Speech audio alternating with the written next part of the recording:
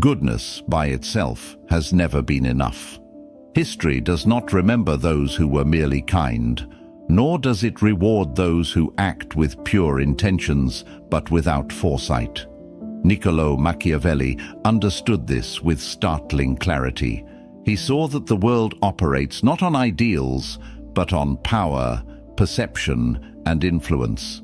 To be good without strategy is not virtue, it is vulnerability. A person who moves through life assuming that fairness alone will protect them is not walking a noble path, but an unguarded one. Machiavelli did not reject morality. He simply recognized that in a world governed by ambition and competition, goodness without intelligence is a weakness rather than a strength. There is a tendency to believe that being kind, fair, and honest is enough to succeed, that if one treats others well, the same will be returned. But Machiavelli saw reality differently. He observed that while people admire goodness in theory, they respond more predictably to strength. Kindness without the presence of authority is often mistaken for passivity. Generosity without boundaries invites exploitation.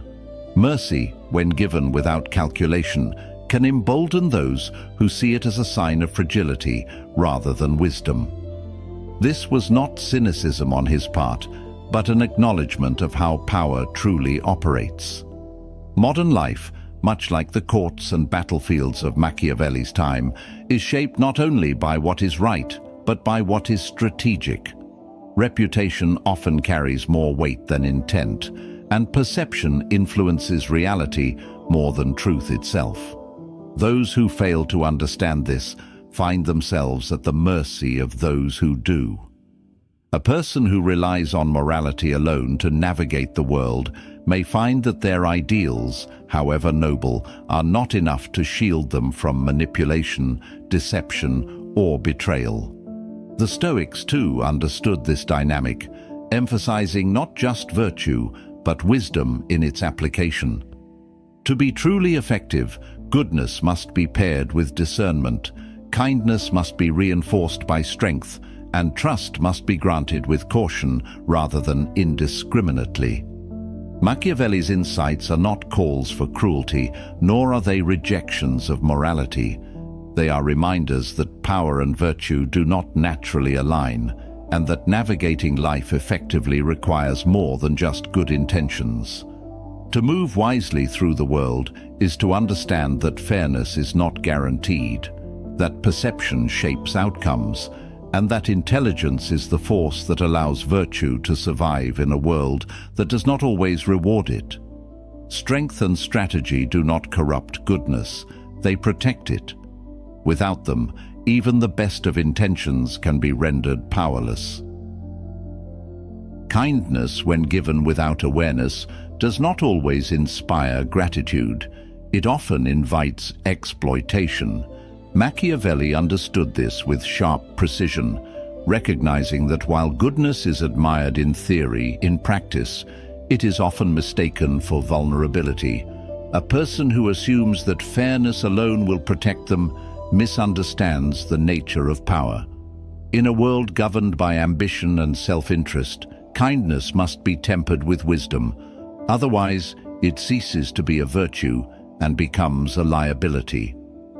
Those who offer generosity without discernment often find themselves burdened with obligations they never intended to take on, gradually drained by the expectations of others. Marcus Aurelius reflected on this reality, observing that virtue must be accompanied by clarity of judgment. He saw that kindness, when extended without consideration of character, could strengthen those who may not deserve it, emboldening rather than tempering them. He did not reject generosity, but he urged that it be given deliberately, not blindly. To act with goodness is noble, but to assume that all will respond in kind is to ignore the complexities of human nature. Machiavelli took this further, warning that those who lead with virtue alone, without understanding strategy, often find themselves at the mercy of those who do not share their principles. Seneca approached this truth from another perspective, noting that habitual kindness, when given without boundaries, quickly loses its value. What begins as an act of goodwill often turns into an expectation, and when kindness becomes expected rather than appreciated, it ceases to hold weight. He saw that generosity should be measured, not withheld, but given with purpose, ensuring that it strengthens rather than weakens the one offering it. Those who fail to recognize this dynamic often find that their kindness, instead of inspiring loyalty, becomes a quiet burden that others come to take for granted. This lesson remains just as relevant in modern life. In personal relationships, workplaces, and social interactions, those who lead with unchecked kindness often attract people who see generosity not as a virtue, but as an opportunity. The world does not inherently reward goodness. It rewards intelligence. Machiavelli did not advocate cruelty.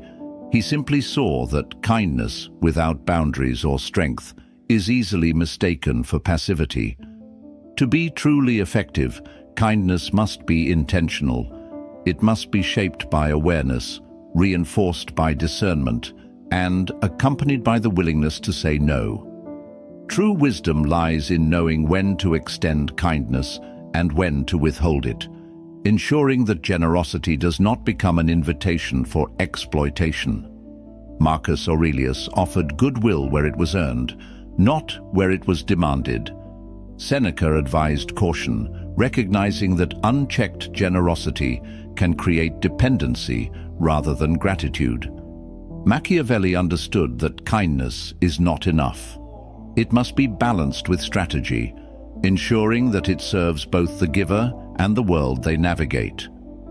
To be good is admirable, but to be good and aware is to move through life with both virtue and strength.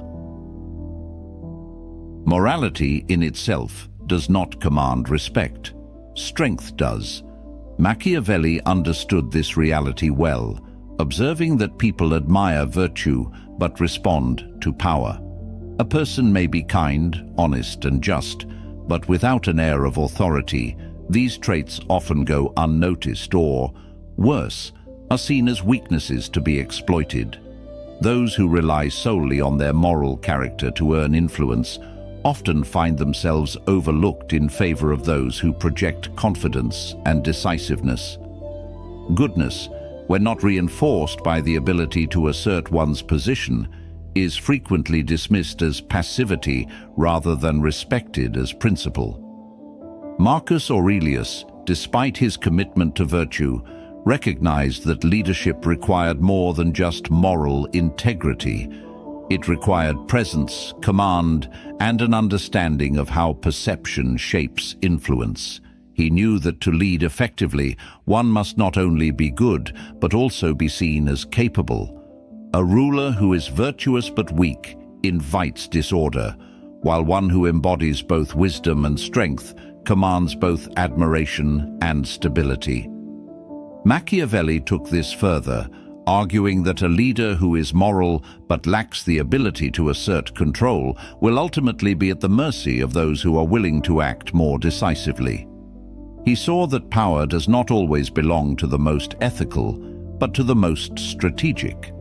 Seneca acknowledged this tension between morality and strength, observing that people often mistake gentleness for fragility unless it is paired with resolve.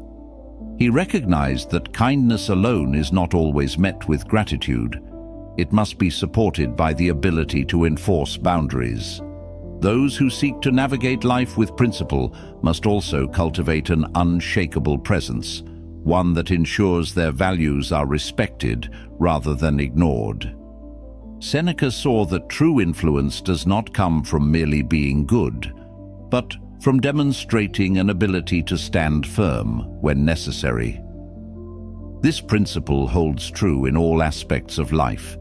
In workplaces, in relationships, in any social setting, those who rely solely on their character to gain respect often find that it is not enough. Influence requires a blend of ethical clarity and assertiveness. Without both, morality can be overshadowed by those who have mastered the art of command. Machiavelli's insight was not a rejection of virtue, but a recognition that it must be accompanied by strength to be effective. The Stoics understood that while goodness is valuable, it is not self-sustaining. Marcus Aurelius ensured that his commitment to justice did not come at the expense of his authority. Seneca warned against being so virtuous that one becomes easy to disregard. Machiavelli saw that morality without power is fragile, and that those who wish to be both good and respected must understand how to assert themselves. The world does not reward virtue alone. It rewards those who know how to wield it with confidence. Perception, more than reality, dictates influence. Machiavelli understood that the way one is seen often matters more than who they truly are. People do not act based on unseen virtues or hidden intentions. They respond to what is presented before them. Those who fail to manage their image, who assume that their true character alone will speak for itself, often find that others define them first. In politics, in leadership, in personal relationships, perception is a form of power. To ignore it is to surrender control over how one is treated, respected, or dismissed. Marcus Aurelius, though deeply committed to personal integrity, recognized the weight of perception. As emperor, he could not afford to be seen as indecisive, even when he wrestled with internal doubts. His writings reveal his awareness of how easily the public misinterprets kindness as weakness or caution as hesitation. He sought to rule with wisdom, yet he understood that appearing resolute was just as necessary as being just. Machiavelli took this idea further, arguing that a ruler must actively shape how they are perceived. It is not enough to be good. One must ensure that their goodness is seen as strength rather than naivety. Seneca, reflecting on the way people judge one another, warned against assuming that merit alone would earn respect. He observed how easily public opinion shifts, how quickly a person's reputation can be formed or destroyed based on appearances rather than substance. He advised his students to be mindful of the narratives others construct about them, recognizing that reputation, once lost, is difficult to rebuild. To Seneca, guarding one's image was not vanity, it was wisdom, an acknowledgement that perception often dictates opportunity. In modern life, this truth remains unchanged. People are constantly evaluated, not always by their deepest qualities, but by how they present themselves. A competent individual who does not project confidence may be overlooked in favor of someone less capable but more self-assured. A person who does not manage their reputation may find that others shape it for them.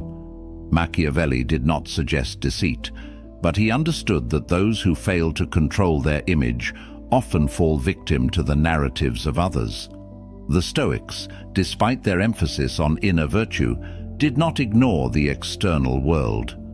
Marcus Aurelius balanced personal integrity with the necessity of appearing strong. Seneca recognized that character must be accompanied by an awareness of how it is perceived. Machiavelli saw that neglecting one's image is not a mark of humility, but a mistake that allows others to define one's position. Influence does not belong solely to the most capable or the most ethical. It belongs to those who understand that perception shapes reality, and those who shape perception, in turn, shape their own fate. Emotional control is not just a personal discipline, it is a form of power. Machiavelli understood this with sharp clarity, recognizing that those who cannot govern their emotions inevitably become controlled by those who can. A person who reacts impulsively, who allows anger or frustration to dictate their actions, becomes predictable. easy to manipulate, easy to provoke, and ultimately easy to defeat.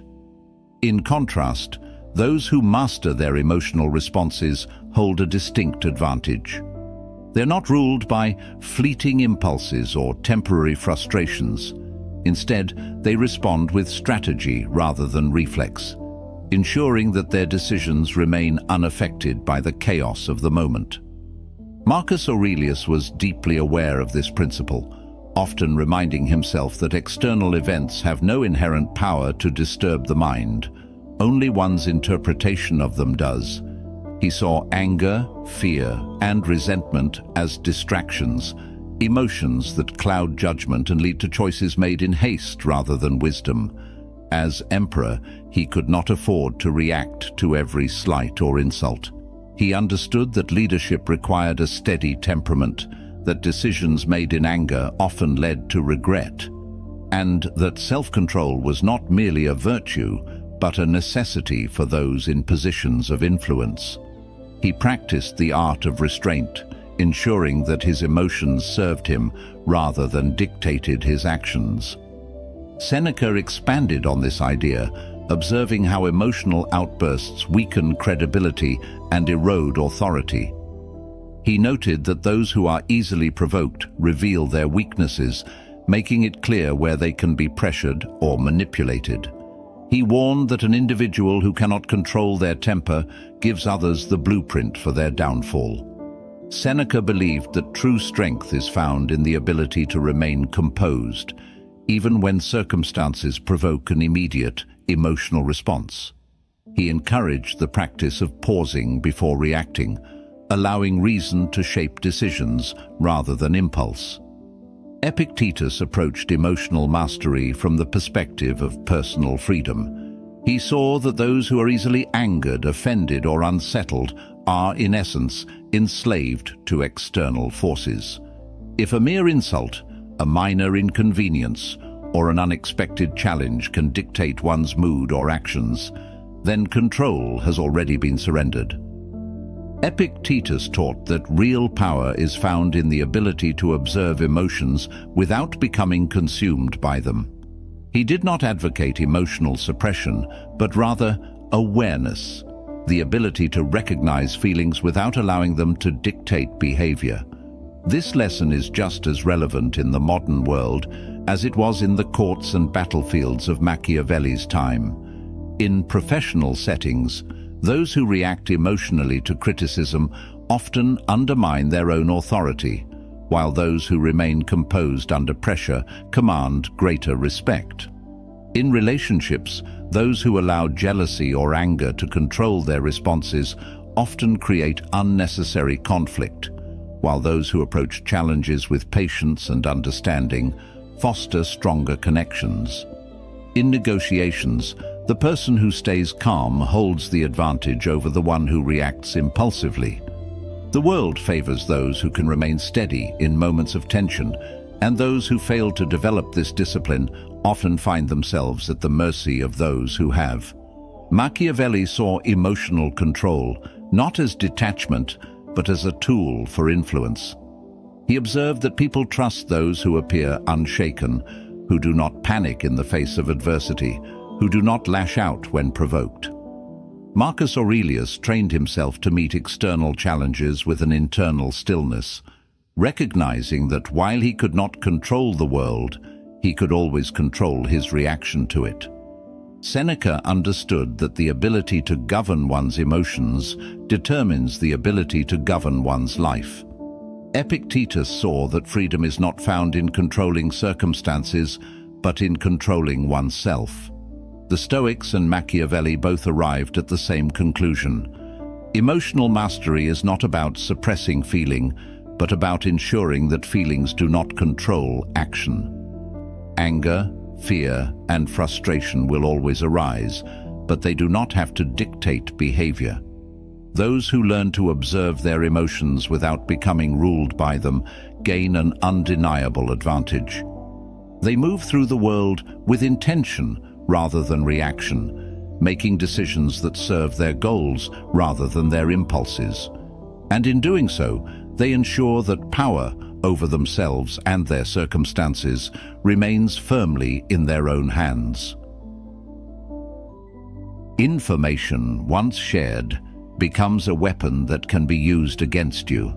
Machiavelli understood this with sharp precision, recognizing that those who openly reveal their plans, ambitions, or vulnerabilities surrender a key advantage: the power of unpredictability. To be entirely transparent is to grant others insight into one's mind, offering them the ability to anticipate, counter, or manipulate one's actions. He saw that control over information is control over perception, and control over perception is control over power. Those who master discretion hold an undeniable advantage, while those who speak freely often find their own words turned against them. Marcus Aurelius, though committed to integrity and truth, understood the necessity of measured speech. He observed that while honesty is a virtue, it does not require full disclosure.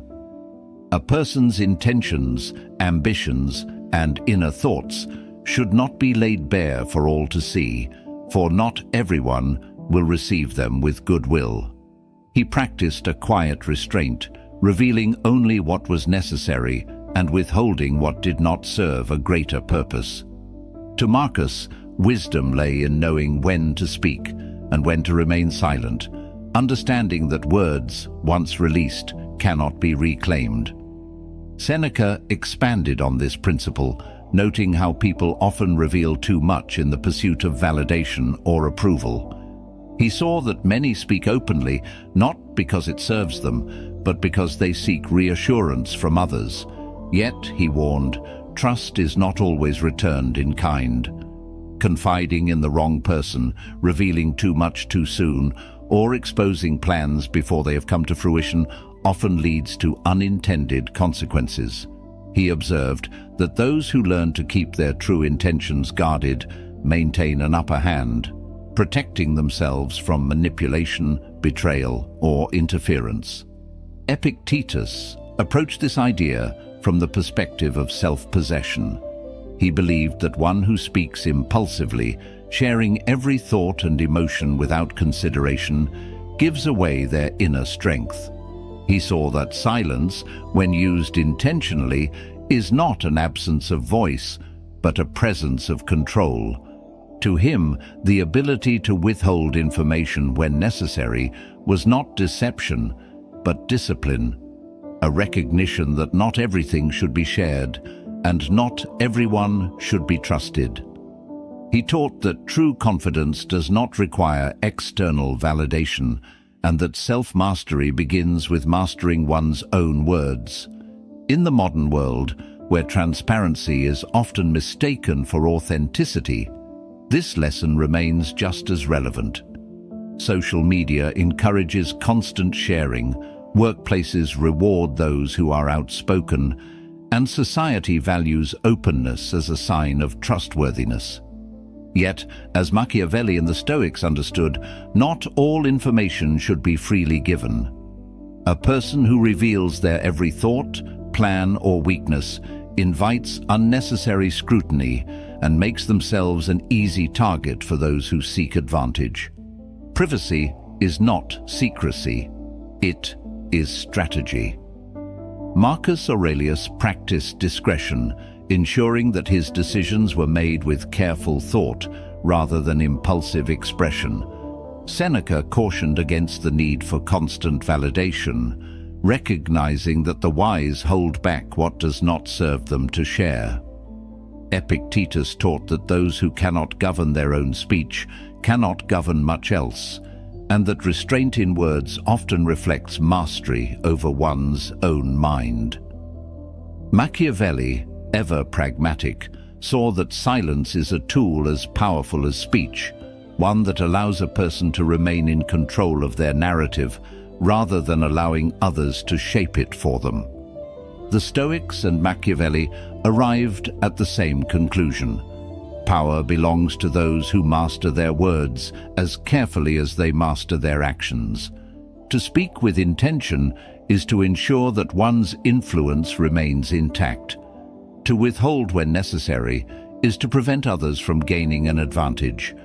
And to move through the world with measured speech is not deception, but wisdom, the understanding that not every truth must be spoken, not every thought must be shared, and not every plan must be revealed before its time. As scarcity creates value, what is always available is often taken for granted, while what is rare commands attention. Machiavelli understood this principle deeply, recognizing that presence, when constant, loses its impact. He observed that those who make themselves too accessible, whether in power, relationships, or influence, often diminish their own worth. To be always seen, always available, is to become ordinary, expected, and easily dismissed. He saw that distance, when used intentionally, does not weaken influence, but strengthens it. Strategic absence is not avoidance. It is the deliberate creation of demand. Marcus Aurelius, though an emperor, understood the importance of stepping back, of not allowing himself to be consumed by the expectations of others. He saw that retreating into solitude for reflection was not a sign of detachment, but a means of maintaining clarity. He knew that constant engagement without pause leads to exhaustion, not just for oneself, but for those who perceive them. He practiced balance, engaging with the world fully when necessary, yet withdrawing when needed to preserve both his own mind and the respect of those around him. Seneca explored this idea through the lens of social dynamics. He noted that familiarity often breeds complacency. The more accessible a person is, the more their presence becomes routine, their value assumed rather than appreciated. He saw that those who learn when to step back, when to create space, often find that their influence grows rather than fades. He did not advocate detachment, but he understood that absence, when used wisely, fosters anticipation, curiosity, and greater appreciation. Just as wealth gains value through rarity, so too does a person's presence. Epictetus, ever practical, taught that controlling one's availability is an act of self-respect. He saw that those who are always present, always giving, often find themselves drained, emotionally, mentally, and physically. He understood that self-worth is not determined by how much one offers to others, but by how wisely one chooses to engage. He warned against mistaking constant availability for generosity, recognizing that true influence is not measured by presence alone, but by the weight of one's actions when they do appear. This lesson applies across all areas of life. In relationships, excessive availability can lead to diminished appreciation, while space can renew interest and respect. In leadership, those who make themselves too common risk losing the authority their position requires. In careers, those who are always accessible may find that their time is undervalued, their contributions assumed rather than recognized. The world naturally assigns higher value to what appears just out of reach. This is not manipulation, but an understanding of human nature. Machiavelli saw this clearly, advising rulers to ensure that their presence remained significant by not making it constant. Marcus Aurelius embraced solitude not as an escape, but as a necessary element of wisdom. Seneca understood that anticipation deepens appreciation, and that stepping away at the right moment often strengthens a connection rather than weakens it. Epictetus saw that managing one's availability is not selfish. It is a form of self-preservation. The Stoics and Machiavelli both recognized that to be always available is to become invisible. Influence is not built by constant presence, but by meaningful engagement at the right moments. Learning when to step back is not about creating distance for its own sake, but about ensuring that when one does return, their presence carries weight. Power does not come from being everywhere. It comes from being valued when one chooses to appear. Fear is a currency in the world of power. Machiavelli understood this with striking clarity, recognizing that respect is not freely given. It is demanded through presence, control, and when necessary, the ability to inspire fear. While people may admire kindness, they hesitate before crossing those they fear. A person who seeks only to be loved, without the ability to command authority, often finds themselves ignored or taken advantage of. Machiavelli argued that if one cannot be both feared and loved, it is better to choose fear. Not cruelty, not recklessness, but the kind of controlled authority that ensures one is not easily dismissed or exploited. Marcus Aurelius, though deeply committed to virtue, understood the necessity of strength. He did not seek to rule through fear, yet he recognized that a leader who lacks the ability to enforce boundaries will not maintain control for long. He observed that fairness alone does not create stability. It must be reinforced with the presence of unwavering authority. His rule was not harsh, but it was firm. He understood that influence requires more than goodwill. It requires the ability to assert oneself, to stand unwavering in the face of opposition. Without this, even the most just leader risks becoming ineffective. Seneca offered a more psychological perspective on this principle, noting that people instinctively test boundaries. If one is consistently lenient, always seeking to appease, they risk being taken advantage of. He saw that while love and admiration are pleasant, they do not always provide protection. Those who are respected, on the other hand, command a space that cannot be easily violated. Seneca did not advocate ruling through fear, but he recognized that without a firm presence, even the most well-intentioned individuals can find themselves disregarded or undermined. Epictetus approached this idea from the perspective of self-possession. He understood that one who does not command respect will often find their influence diminished, not necessarily because others wish them harm, but because people naturally gravitate toward strength. He believed that power, in any form, comes not from seeking approval, but from establishing oneself as a force that cannot be ignored. Those who are too eager to please, who fear upsetting others, often find themselves without agency, their presence carrying little weight. Epictetus saw that to be taken seriously, one must first take themselves seriously, cultivating a presence that demands recognition rather than requests it. This understanding remains just as relevant today. In leadership, those who are too eager to be liked often struggle to enforce their authority. In relationships, those who avoid confrontation in the hope of maintaining harmony may find that their needs are repeatedly overlooked. In social and professional settings, those who do not project confidence risk being overshadowed by those who do.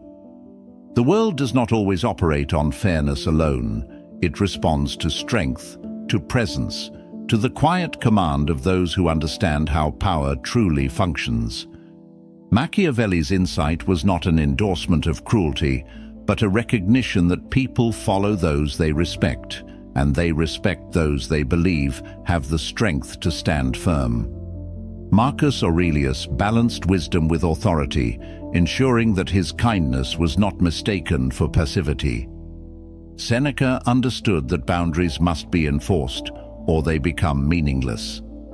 Epictetus saw that true presence does not come from seeking approval, but from embodying a force that naturally draws attention. The lesson is clear.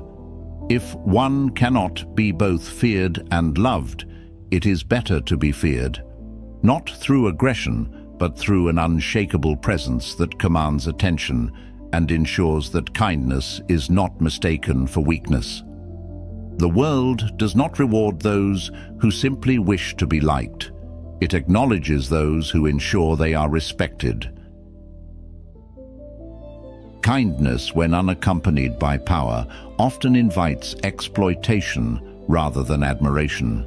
Machiavelli understood this with unwavering clarity, recognizing that while generosity and fairness are noble qualities, they are only truly effective when reinforced by strength. A person who is kind without the ability to defend their interests does not inspire loyalty. They attract opportunists. In a world where power dictates influence, goodness must be supported by authority, or it risks being reduced to an invitation for others to take advantage. To be kind without the capacity to enforce boundaries is to walk through life unguarded, relying on the goodwill of others rather than ensuring one's own security. Marcus Aurelius, though committed to virtue, saw that leadership required more than moral clarity. It required the ability to uphold justice with firm action. He believed in treating others with fairness, but he never assumed that fairness alone was enough to maintain order.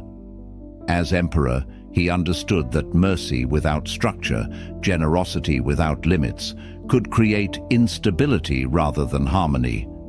His kindness was not indiscriminate, it was balanced with discernment, extended where it was deserved and withheld where it would be misused. He knew that to be effective, benevolence must be paired with the capacity to defend it. Seneca expanded on this idea, warning against the tendency to assume that good intentions alone shield a person from harm. He observed that those who give freely, without strategic consideration, often find their kindness turned into obligation. What begins as a choice can quickly become an expectation, and those who lack the strength to set limits often discover that their generosity is not met with gratitude, but with increasing demands. Seneca understood that true kindness is not about endless self-sacrifice, but about knowing when to say no, when to set boundaries, and when to withdraw generosity to prevent its misuse. Epictetus, who had experienced life at the mercy of others, recognized that true security comes not from external approval, but from internal control. He saw that kindness is only effective when it is extended from a position of strength. A person who lacks the ability to assert themselves will find that their goodwill is not seen as a virtue, but as a vulnerability. He taught that power is not merely physical or political. It is the ability to govern one's own life, to determine when to give and when to withhold, and to ensure that generosity is a choice rather than an expectation placed upon the weak. This lesson remains as relevant today as it was in Machiavelli's time. In professional settings, those who are too accommodating often find themselves burdened with extra work, their willingness mistaken for unlimited availability. In personal relationships, those who never enforce boundaries may discover that their kindness is met with increasing demands rather than mutual respect. In leadership, those who prioritize being liked over being respected often lose control over the very people they seek to help. The world does not reward kindness when it is not backed by the ability to protect it. Machiavelli did not reject goodness. He simply understood that without strength, it is fragile. Marcus Aurelius ruled with fairness, but he ensured that his fairness was not mistaken for weakness. Seneca recognized that setting boundaries is an act of self-respect, one that preserves generosity rather than diminishing it. Epictetus knew that true power lies in the ability to give freely without fear of being taken advantage of. The Stoics and Machiavelli arrived at the same conclusion. Kindness is a virtue only when it is protected. To be endlessly giving without the means to enforce limits is not an act of wisdom, but of self-neglect. True generosity is not the absence of power, but the ability to extend goodwill while maintaining control over when, how, and to whom it is given. Without this balance, kindness ceases to be strength. It becomes a liability. Predictability is a weakness in a world that rewards adaptability. Machiavelli understood this with remarkable precision, recognizing that those who are easily read are easily controlled. A person whose reactions are obvious, whose intentions are always clear, becomes an open book, one that others can manipulate, anticipate, and use to their advantage. The ability to be unpredictable, to move in ways that others cannot fully decipher, creates an advantage that cannot be easily countered. To be too transparent is to surrender control, allowing others to dictate outcomes before one even acts. Marcus Aurelius, though devoted to integrity and reason, also saw the value of withholding one's full intentions. As emperor, he knew that if his plans, his thoughts, or his next moves were too easily known, those around him, both allies and adversaries, would adjust accordingly. His leadership required a balance between clarity and mystery, ensuring that while his principles remained steady, his actions were not easily anticipated. He recognized that an individual who is entirely predictable is one who is vulnerable, not because they lack strength, but because their next step is always known. Seneca viewed this idea through a different lens, observing that those who reveal too much of themselves, whether in emotions, plans, or personal struggles, often find that this information is later used against them. He understood that while honesty is a virtue, it does not require full disclosure. Those who are too open, too willing to expose their thoughts and feelings, risk being easily influenced, their decisions subtly shaped by the expectations of others. Seneca believed that a wise individual maintains an element of unpredictability, not as deception, but as protection, ensuring that they are never fully at the mercy of external forces. Epictetus, ever focused on self-mastery, saw predictability as a form of surrender. He believed that one should never allow emotions or habits to dictate behavior in a way that becomes obvious to others. He warned against being too reactive, too easily provoked, knowing that those who can be consistently manipulated through flattery, insult, or provocation have already given away their control. To Epictetus, power was not just in strength or influence, but in the ability to remain unreadable, to hold one's center firmly without allowing external forces to dictate actions. This understanding remains crucial today. In professional settings, those who are too predictable in their decisions, reactions, or negotiations often find themselves at a disadvantage, easily maneuvered by those who understand their patterns. In relationships, those who are always available, always reacting in the same way, can be taken for granted, their value unconsciously diminished. In personal growth, those who operate within strict, unchanging routines often struggle to adapt when circumstances shift. Machiavelli's wisdom was not about deception, but about ensuring that one remains in control of how they are perceived and ultimately of their own outcomes. Marcus Aurelius practiced restraint, ensuring that while his values remained visible, his plans did not become obvious. Seneca advised that discretion is not secrecy, but strategy, an acknowledgement that not every truth must be spoken, not every thought must be revealed. Epictetus understood that self-discipline is the ability to act with intention rather than react with predictability. Machiavelli saw that to be easily understood is to be easily controlled, and that those who wish to navigate power effectively must learn to move with a level of unpredictability that keeps others from ever fully defining them. The lesson is simple yet profound.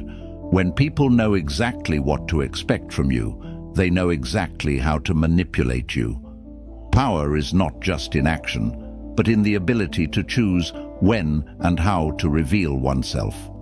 Those who master this art are not deceitful, they are in control. They determine how they engage with the world, rather than allowing the world to determine it for them. In unpredictability, there is freedom. In adaptability, there is strength. The world does not operate on ideals, it operates on reality. Machiavelli understood this with absolute clarity, recognizing that those who expect fairness, honesty, or justice to prevail simply because they should are often the ones most disillusioned by life. He saw that while morality and principles have their place, they do not govern the structures of power. Those who refuse to acknowledge the way the world truly functions, who act based on how things should be rather than how they are, often find themselves outmaneuvered by those who embrace reality as it is. Success, influence, and stability do not belong to the most virtuous. They belong to those who understand the rules of the game and learn to use them wisely. Marcus Aurelius, though deeply committed to virtue, recognized that the world is not always just, and that waiting for fairness is often an excuse for inaction. He understood that while it is noble to strive for an ethical life, one must also navigate the realities of human nature. He did not lament the imperfections of the world. He accepted them and adjusted accordingly, ensuring that his values did not make him naive, but resilient. He believed that wisdom lies in adapting to what is, rather than resenting what is not. Seneca, observing the unpredictability of fortune, saw that life rarely rewards effort alone. Many work hard, yet remain unrecognized. Many act with integrity, yet face betrayal. He understood that while virtue is its own reward, it does not guarantee success. Those who refuse to engage with power dynamics, who rely solely on merit and expect recognition to follow, are often left behind. Seneca did not advocate abandoning principles, but he cautioned against blind faith in the idea that life will reward goodness simply because it ought to. He believed that true wisdom is found in learning the systems at play and using them to one's advantage, not through deception, but through intelligence. Epictetus, shaped by personal hardship, had no illusions about fairness. He knew that external circumstances often fall beyond one's control, and that lamenting this reality serves no purpose. Instead, he taught that power comes from understanding the forces that shape the world and maneuvering through them effectively. He believed that those who adapt, who recognize when to act and when to withhold, when to speak and when to remain silent, position themselves far better than those who insist that life should conform to their expectations. Epictetus did not advocate surrendering to injustice, but he did insist that one must first understand the nature of power before attempting to challenge it. In modern life, this understanding is just as vital. Those who assume that effort alone leads to recognition often find themselves frustrated as less competent individuals surpass them. Those who expect fairness in negotiations, in careers, in relationships, may be disappointed when reality does not align with their ideals. The Stoics and Machiavelli both recognized that ideals alone are not enough. They must be paired with awareness, adaptability, and the ability to engage with the world as it is, rather than as one wishes it to be. Marcus Aurelius balanced integrity with realism, ensuring that his virtue did not blind him to the necessity of strategic action. Seneca warned against passive idealism, understanding that one must play the game of power if they wish to maintain control over their own fate. Epictetus saw that freedom is not found in wishing the world to be different, but in mastering the ability to move within it effectively. Machiavelli understood that those who refuse to acknowledge how power works do not escape its influence, they simply become its victims. The world does not reward those who hope for fairness. It rewards those who understand the system and navigate it intelligently. This is not cynicism, it is preparation. The Stoics and Machiavelli arrived at the same truth. Adaptability is not a betrayal of principle. It is the only way to ensure that principles survive. To move through life effectively, one must see things as they are, not as they should be. Those who embrace this understanding do not abandon virtue, they protect it, ensuring that wisdom, strength, and strategy allow them to not just endure the game of life, but to play it well. Machiavelli and the Stoics understood something that many struggle to accept. The world does not operate on fairness, nor does it reward virtue without strength. To navigate life effectively, one must balance wisdom with strategy, kindness with authority, and morality with an awareness of power. It is not enough to be good. One must also be discerning. It is not enough to be strong. One must also be measured. The greatest mistake is to assume that life will reward honesty, fairness, or integrity simply because it should. The truth is, the world acknowledges not just goodness, but intelligence, the ability to see reality as it is and act accordingly. Marcus Aurelius ruled with virtue, but he never allowed himself to be ruled by naivety.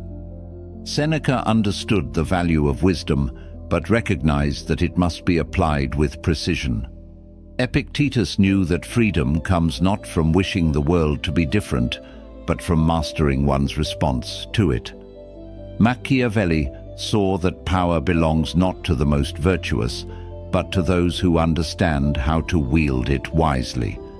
Their insights are not calls for deception or cruelty, but reminders that fairness alone does not govern the world.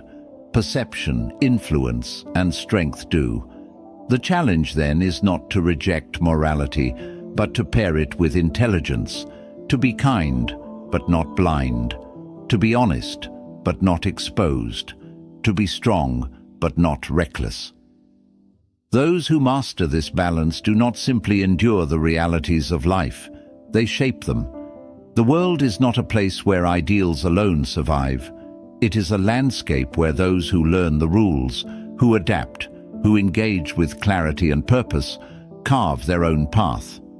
In the end, the question is not whether the world should be fair, but whether we are prepared to face it as it is. Those who wait for justice to prevail on its own may find themselves at the mercy of those who understand power. Those who act with both wisdom and strategy, however, ensure that they do not merely hope for a better outcome, they create it.